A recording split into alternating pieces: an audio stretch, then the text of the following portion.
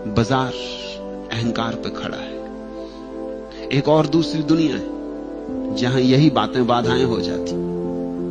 गुरु के पास जाके अगर अपने ज्ञान की अकड़ बताओगे तो चूक जाओगे, क्योंकि गुरु तुम जो दिखाते हो वो नहीं देखता, तुम जो हो वह देखता है। उसकी आंखों से तुम बच ना सकोगे। उसकी आंखें पारदर्शी हैं, उसकी आंखें एक्सरे हैं। वो तुम्हारे भीतर देख रहा, वो देख रहा है कि वहां कुछ भी नहीं, तुम दीनहीन हो। उसे तुम्हारा दिवाला दिखाई पड़ रहा है। ये तुम जो दिए हाथ में सजा के आ गए हो, ये उधार दिए, ये दूसरों से तेल मांग लिया और दूसरों की बाती, और रोशनी भी किसी और की। ये सब दिए गुरु को धोखा ना दे सकेंगे।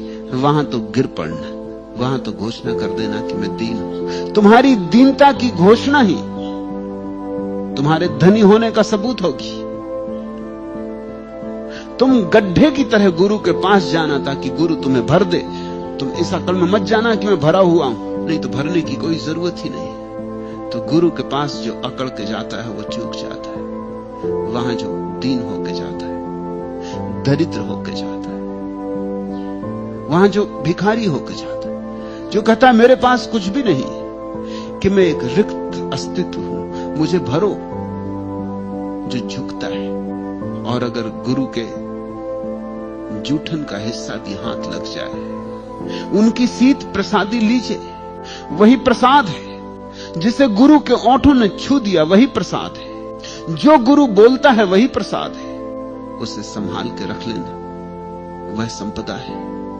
कई बार ऐसा भी लगेगा कि अपने किसी काम की नहीं ये बात, आज ना हो काम की, कल हो जाएगी काम की, परसों हो जाएगी काम की। गुरु तुम्हें तैयार कर रहा है अंतिम यात्रा के लिए।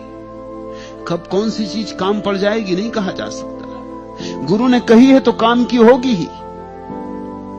तुम अपने हिसाब मत रखना कि मुझे जचे तो संभालू, मुझे न जचे तो न संभालू। तुम अपना ही हिसाब रखोगे तो चूकोगे।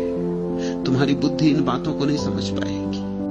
गुरु चोट भी करे तो अनुग्रह से स्वीकार कर लेना।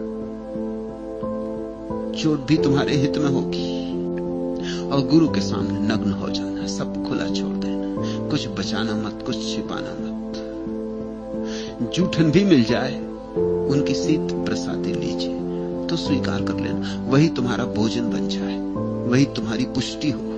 छूट जाए 84, फिर तुम्हें बार बार नहीं आना होगा। जिसने गुरु को पकड़ा उसे फिर बार बार नहीं आना होगा। उसे ये चक्कर, ये जन्म और मरण की पीड़ा, ये नरकों की यात्रा फिर नहीं करनी होगी।